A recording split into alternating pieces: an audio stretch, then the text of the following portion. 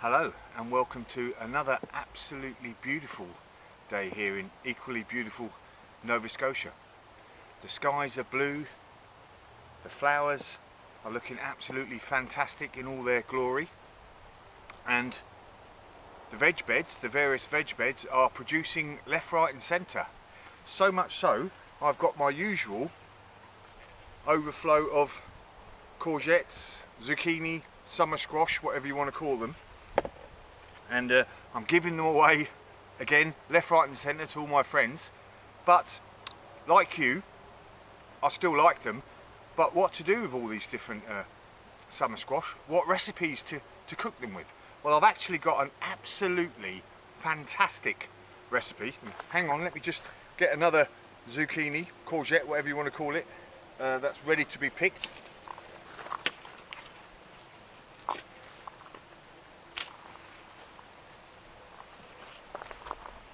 Bit of a bendy one.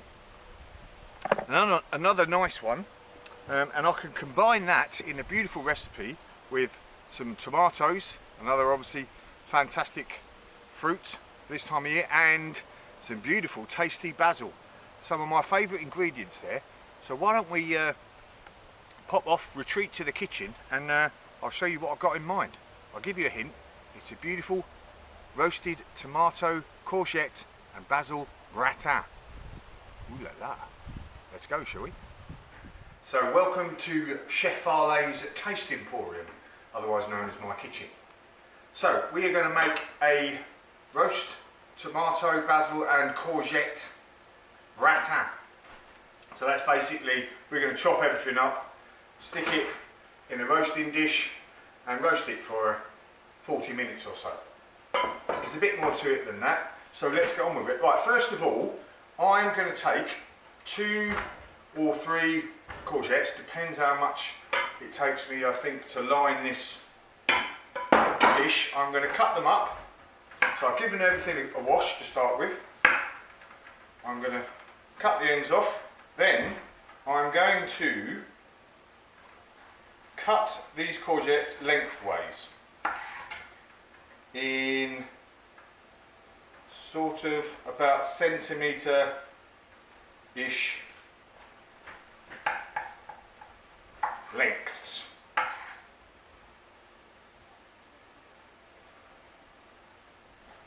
Nice and easy. So if you have a look, not too long,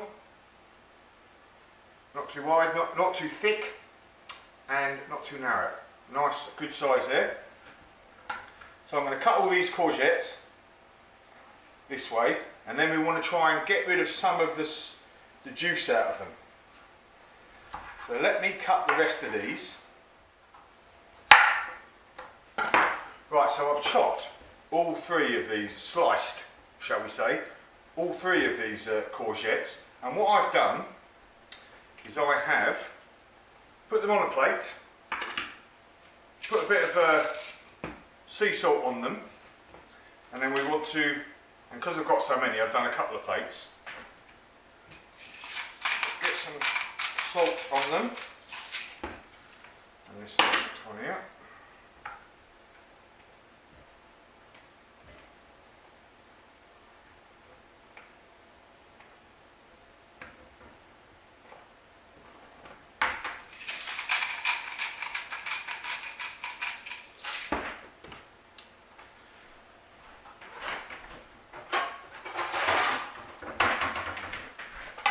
And let's get a weight on the plate, just press down a bit.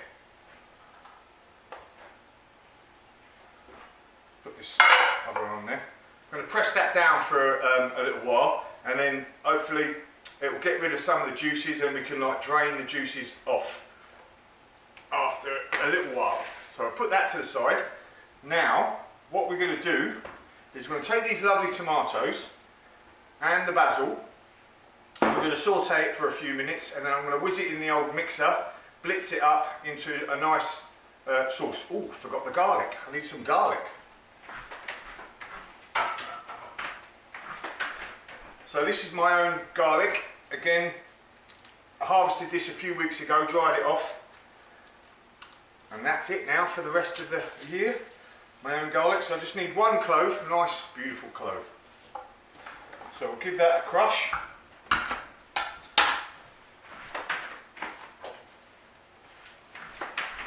Medium heat for the pan, bit of olive oil, and just saute it. Right.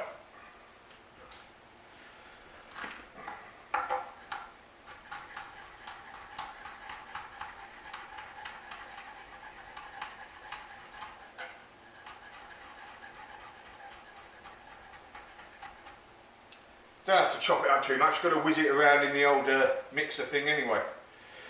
Let's get rid of these paper bits. So I'm going to give the tomatoes a bit of a chop up, just roughly.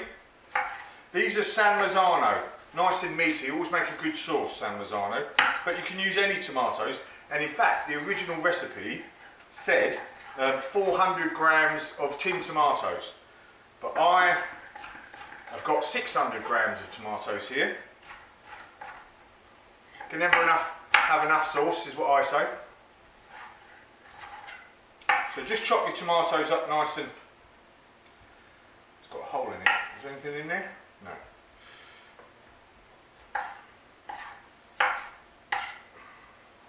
Just roughly. Nice fresh tomatoes, literally just picked a few minutes ago. There we go. So, basil we'll put in at the end. So nice fresh basil, wash the basil. Right, so I'm going to saute these in a pan over a medium heat for about 5 minutes until they're nice and soft.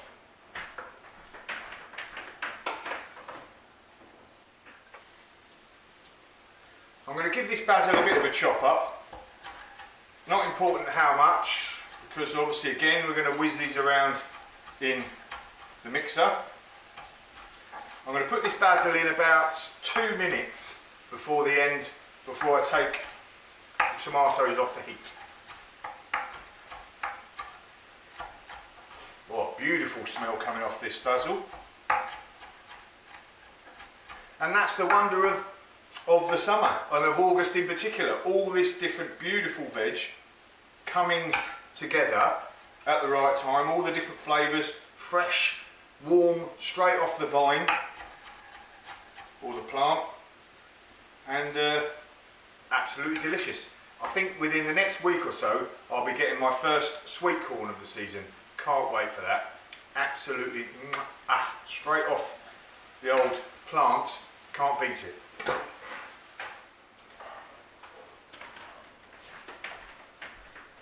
So that's, the tomatoes nice and soft now. Beautifully fragrant already, absolutely delicious. Right, I'm going to stick this in the mixer, give it a bit of a whiz round, make a nice little sauce. In fact, first, give it a bit of a seasoning with some salt, pepper,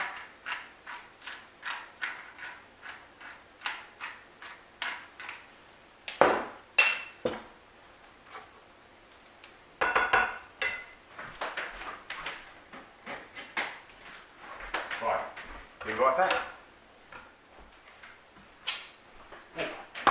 That is smelling even better. Okay, so that is the sauce nice and chopped up, ready to go.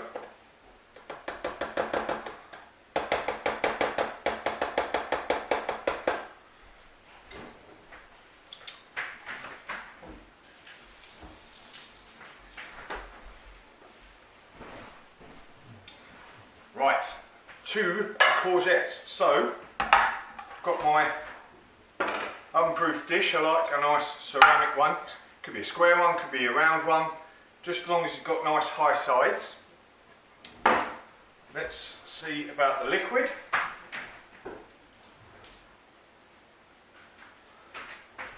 So I've essentially just done that over the sink, and obviously you can see a nice bit of liquid come off there.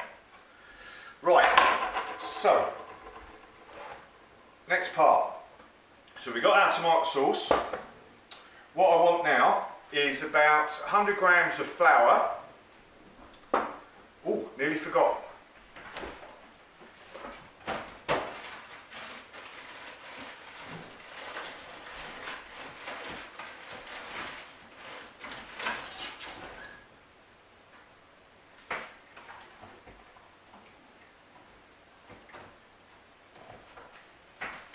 Some ricotta cheese.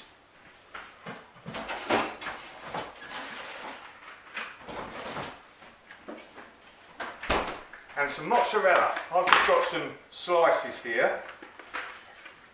Just to the side.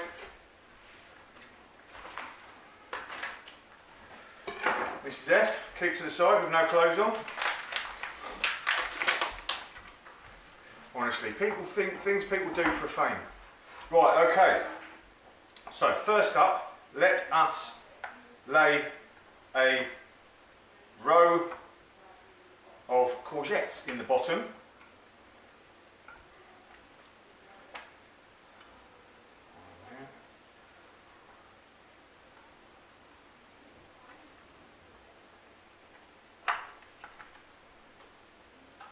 Then I'm going to lay a layer of the mozzarella.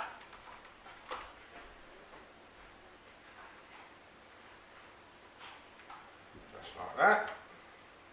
Make sure it covers everything.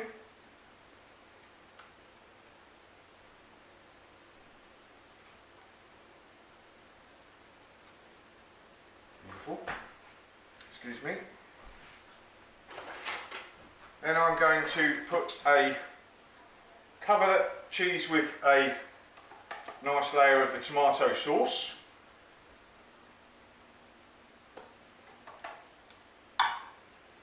Beautiful.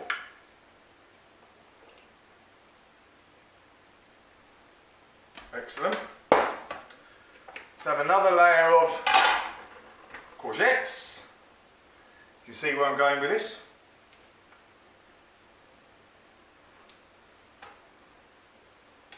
The real beauty, well, one of the beauties of this dish as well, another layer of mozzarella, is that it tastes even better when you heat it up again. As I find actually Italian dishes tend to do, don't they? The tomato and the garlic always adds a bit more flavour the second time round.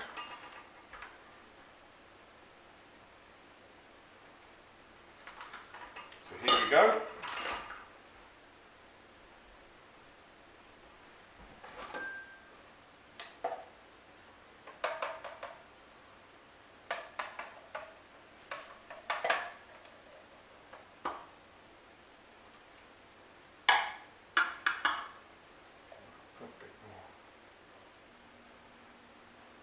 Not left myself enough tomato for the end. Okay, so let's cover this. That's why you need maybe even more than 600. Go for a good 700 or 800 grams of tomatoes. I'll put that in the description. Right, final layer of the courgettes.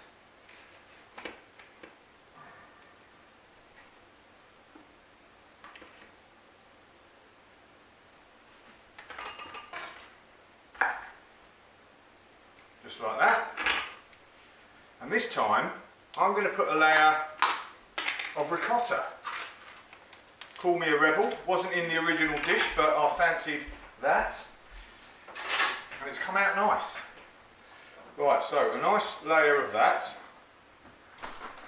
on the top here, and just spread it out.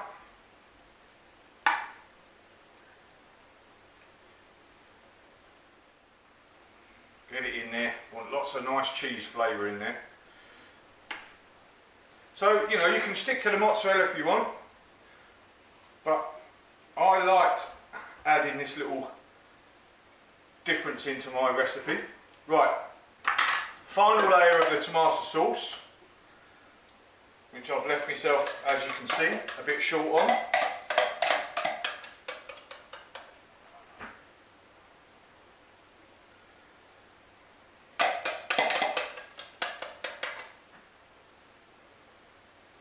carried away early on, didn't I? Got carried away. I think I should just be able to do it here.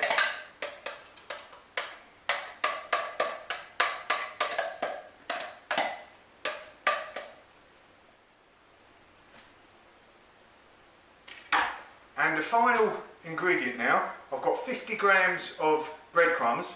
I've used the old panko breadcrumbs, that's all I had.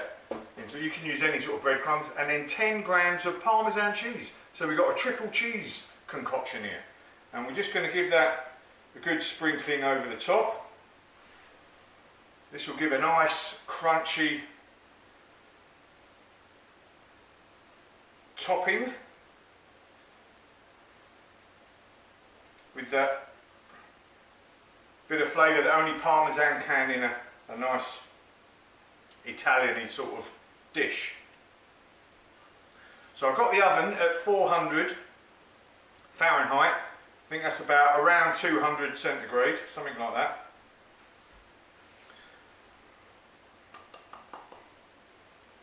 There we go. Looking good. Right, I'm going to put this in the oven for about 45 minutes now, until the top's nice and brown. I can taste it already.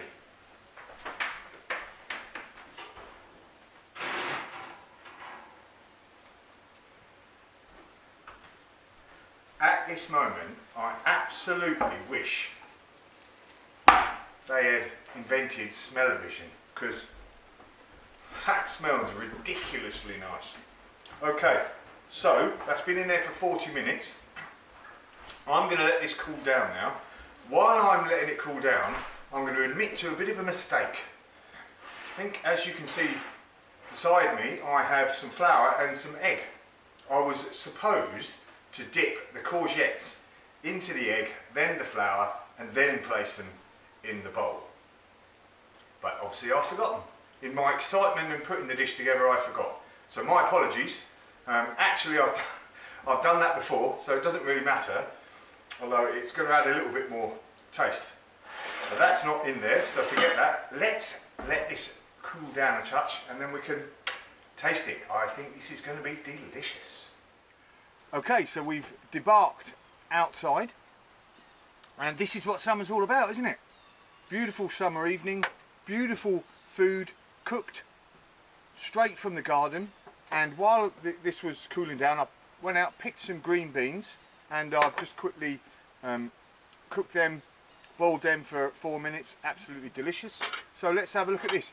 This is never going to be visually the most appealing dish, you know, once I dig in there. It looks a bit sloppy, but it's smelling absolutely beautiful. So let's have a little look. And Mrs. F can be the taster. Stand by to stand by.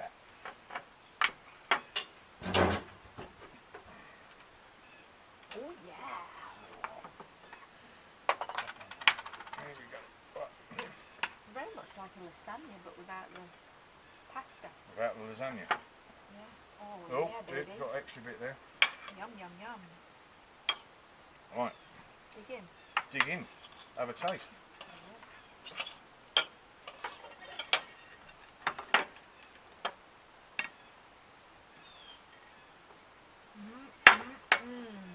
Mwah.